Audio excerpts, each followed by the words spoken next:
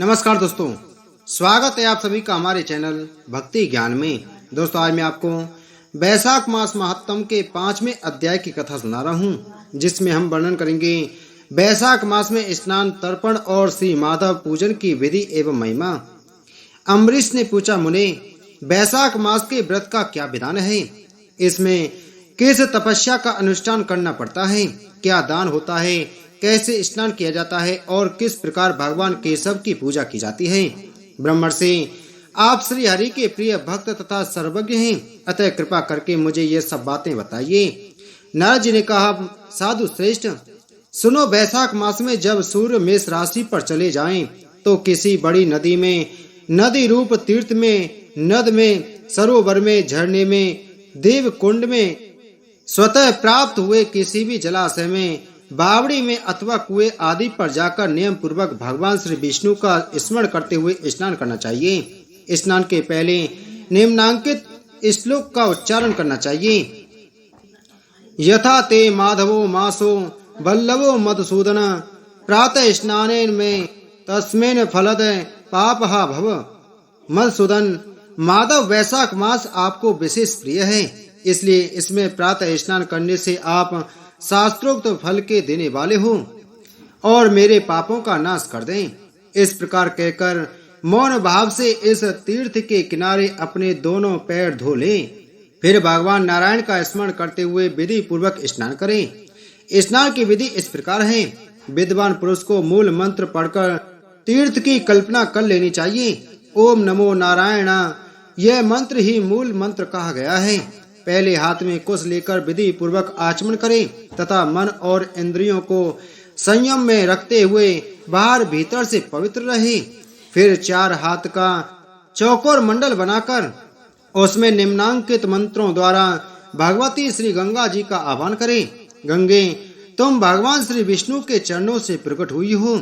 श्री विष्णु ही तुम्हारे देवता हैं, इसलिए तुम्हें वैष्णवी कहते हैं। देवी, तुम जन्म से लेकर मृत्यु तक समस्त पापों से मेरी रक्षा करो। स्वर्ग, पृथ्वी और अंतरिक्ष में कुल 3.5 करोड़ तीर्थ हैं, ऐसा वायु देवता का कथन है। माता जानवी, वे सभी तीर्थ तुम्हारे अंदर मौजूद हैं। देवलोक में तुम्हारा नाम नंदिनी और नलिनी है।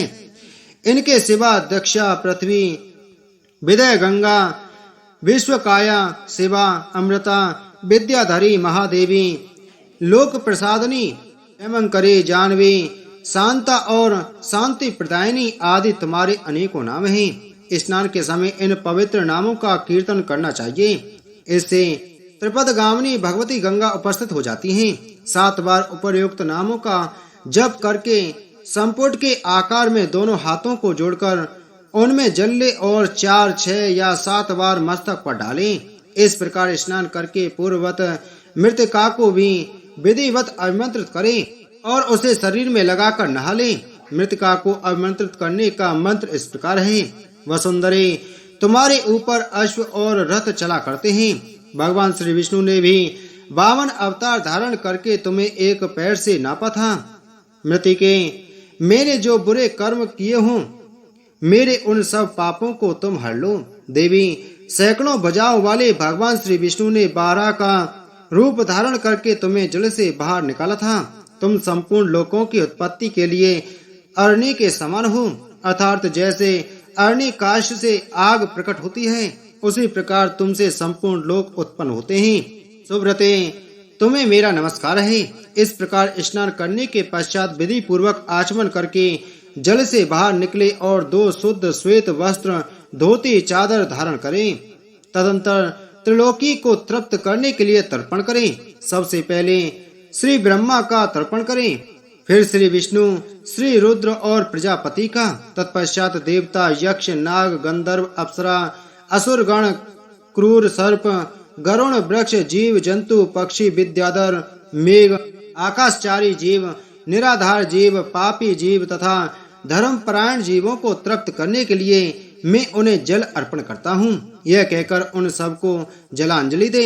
देवताओं का तर्पण करते समय यज्ञोपवीत को बाएं कंधे पर डाले रहे।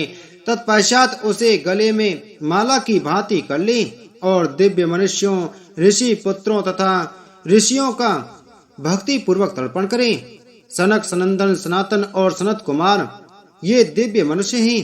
कपिल, आसुरी, बोड़ो तथा पंचशिख ये प्रधान ऋषि पुत्र हैं। ये सभी मेरे दिए हुए जल से तृप्त हों, ऐसा कहकर उन्हें जल दे। इसी प्रकार मरीचि, अत्रि, अंगिरा, प्लस्त, पुलह, क्रतु, प्रचेता, वशिष्ठ, नारद तथा अन्यान्य देवर्षियों एवं ब्रह्मर्षियों का अक्षत सहित जल के द्वारा तर्पण करें। इस प्रकार ऋषि तर्पण करने के पश्चात यज्ञोपवीत को दाएं कंधे पर करके बाएं घुटनों को पृथ्वी पर टेक कर बैठे।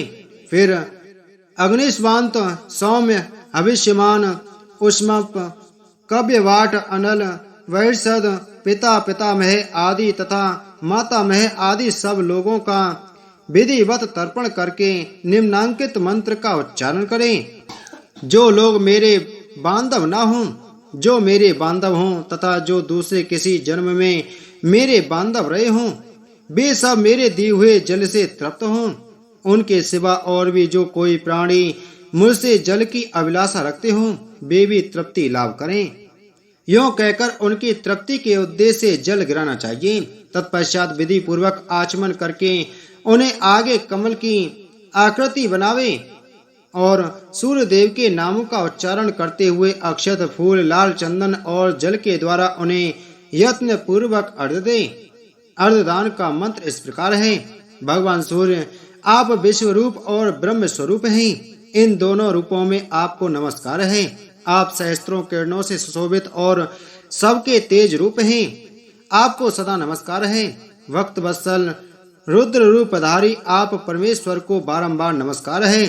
कुंडल और अंगद आदि आभूषणों के विभूषित पद्मनाभ आपको नमस्कार है। भगवान, आप सोए हुए संपूर्ण लोकों को जगाने वाले हैं। आपको मेरा प्रणाम है। आप सदा सबके पाप पुण्य को देखा करते हैं। सत्यदेव, आपको नमस्कार है। भास्कर, मुझ पर प्रसन्न होइए। दिवाकर, आपको नमस्कार है। प्रभाकर, आपको नमस्कार है।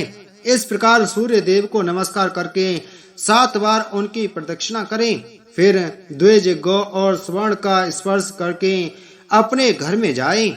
वहाँ आश्रमवासी अतिथियों का सत्कार तथा भगवान की प्रतिमा का पूजन करें। राजन, घर में पहले भक्ति पूर्वक जितेंद्रिय भाव से भगवान गोविंद की विधिवत पूजा करनी चाहिए। विशेषतः वैशाख के महीने में जो श्री मधुसूदन का पूजन करता है, उसके द्वारा पूरे 1 वर्ष तक श्री माधव की पूजा संपन्न हो जाती है। वैशाख मास आने पर जब सूर्य देव मेष राशि पर स्थित हो, तो श्री केशव की प्रसन्नता के लिए उनके व्रतों का संचय करना चाहिए। अपने अभीष्ट की सिद्धि के लिए अन्न, जल, शक्कर, धेनु तथा तिल की धेनु आदि का दान करना चाहिए। इस कार्य में धन की कंजूसी उचित नहीं है। जो समूचे वैशाख भर प्रतिदिन सवेरे स्नान करता है, जितेंद्रिय भाव से रहता, भगवान के नाम जपता और हविष्य भोजन करता है, वह सब पापों से मुक्त हो जाता है।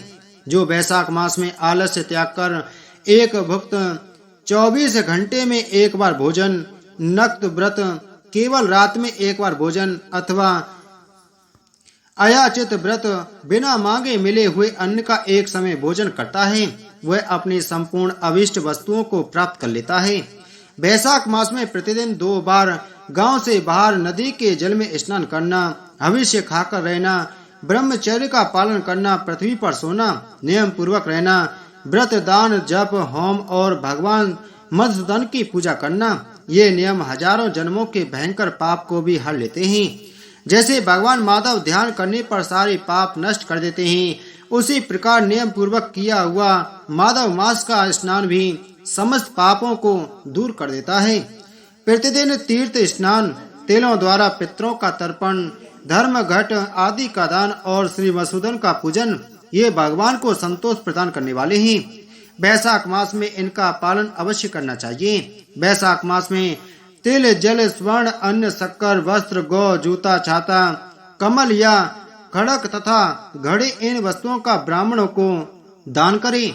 तीनों संध्याओं के समय एकाग्रचित हो विमल स्वरूपा साक्षात भगवती लक्ष्मी के साथ परमेश्वर श्री विष्णु का भक्ति पूर्वक पूजन करना चाहिए।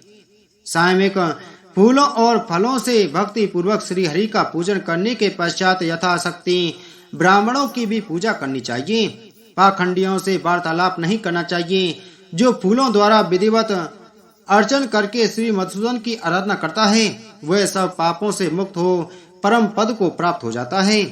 बोलो वैशाख मास महत्तम की जय। बोलो विष्णु भगवान की जय।